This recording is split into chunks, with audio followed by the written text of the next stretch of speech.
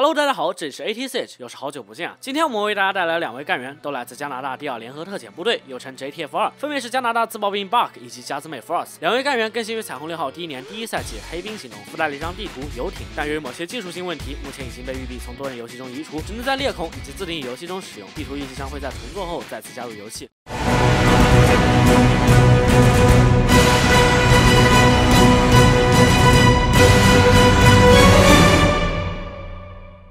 首先，就让我们来看看 JTF2 的进攻方干员 Buck 吧。JTF2 的第一位进攻方干员是 Buck， 2+2速，推荐独立型。Buck 在蒙特娄出生长大，一直向往着过与众不同的生活。后来，他参加了加拿大的一般军官培训计划，并应征入伍，同时去大学研究犯罪学来提升自身的知识水平。毕业后便成为了加拿大军队中的宪兵，后又加入皇家骑行，接着又成为了紧急反应小组的成员。由于其相当优异的表现，没多久又再次受到征召，加入了加拿大第2联合特遣部队 JTF2， 也就是 Buck 现在所在特种部队。可以说他的人生是相当顺利的。Buck 在性格上十分务实，处理事情绝不拐弯抹角。 说话直言不讳，也不会夸大其词。从简单的机械装置到彩虹小队其他成员使用的高科技武器，他都相当爱用。接着我们讲一下 Buck 的技能。Buck 技能非常简单，算彩虹6号 DLC 干员中最不科幻的技能之一——万能钥匙，全称 SK412，原型是美国的 M26模组配件霰弹枪系统。这是一个可以下挂在主武器上的霰弹模组，使用技能键就可以极快的在步枪模式与霰弹模式之间切换，所以既可以使用步枪来解决中远距离的敌人，也可以使用霰弹来开墙或者解决较近的敌人。万能钥匙各项属性与一般的连分相近，满膛载弹量5发，备弹共有16发，但需要注意的是。 万能钥匙开墙性能被育碧官方 buff 过，散射角度非常大。如果不安装镭射，只要1枪便能喷出可以供人通过的口子。所以万能钥匙多数情况下只用来快速开墙，除非敌人非常近，一般不推荐用它喷人。Buck 共有2把主武器，分别是 C8 SFW 以及 Karmas。C8 SFW 是一把伤害与射速都非常出色的突击步枪，高伤害与高射速赐予了它非常高的 DPS， 加上下挂的万能钥匙，可以快速破墙，然后趁敌人反应过来之前切换为步枪击杀敌人，非常适合突击使用。在熟练的玩家手中会是一把非常强大突击步枪，但是相信玩过彩6的玩家都或多或少听说过 C8 海湾线放烟花的传说。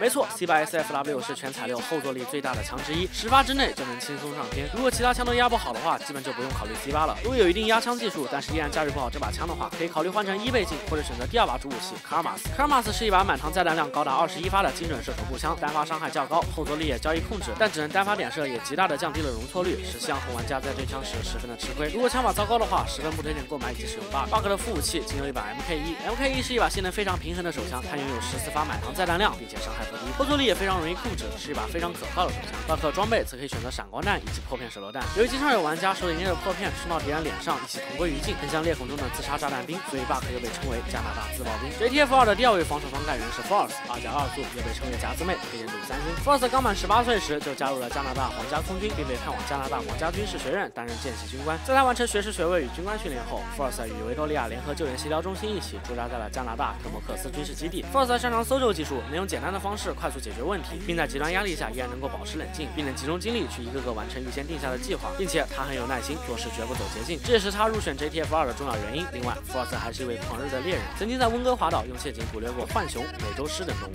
Force 的技能是迎宾插电，全称 Sterling MK2 LHT， 这是一种机械式的陷阱夹子，可以携带3个，能够部署在任意的平整地面上，敌人经过时便会触发，此时无论有多少血都会直接倒地，并且无法移动，需要队友的帮忙才能脱身。与伴雷不同的是，迎宾插电属于机械装置，无法被 IQ 扫描到，也不能被 Twitch 的电车破坏，只能通过枪击等方式进行物理摧毁。迎宾塔点经常会布置在窗户、机动护盾的后面，以及一些敌人不会注意到的小角落中。因此，如果发现对面有 Force， 在翻窗或者翻盾时，一定要往脚底下打2枪，防止被夹子夹住而进入观战模式。Force 的主武器同样有2把，分别是9毫米 C1 和 Super 90。9毫米 C1 是一把对萌新非常友好的冲锋枪，单发伤害较高，并且后坐力也极易控制，与 Buck 的 C8 完全是2个极端。但缺点是射速偏慢，如果枪法夕阳红的话，也会有些吃亏，但它依然是 Force 玩家的首选。夹子妹的第2把主武器 Super 90是一把半自动霰弹枪，在近距离它能爆发出非常高的伤害，但在中远距离的表现就十分一般。夹子妹的副武器与 Buck 相同，装备则可携带铁丝网与机动护盾。由于夹子可以部署在机动护盾后，所以经常会考虑携带机动护盾。好了，那么 JTF2 的干员介绍就到这里结束了。由于这次我们拖更的实在有些久，本期视频我们将会在我们的哔哩哔哩视频评论区中抽出1位观众，获得自选精英皮肤1个，并抽出2位观众获得自选宝石涂装。只要在 B 站评论区留下任意评论就能参加抽奖了，注意仅限 B 站平台哦。下期想看什么视频，欢迎在弹幕或者评论里面告诉我们。喜欢我们视频的话，不妨收藏、订阅，也可以分享给你的朋友。感谢大家收看，这里是 ATC， 我们下期再见。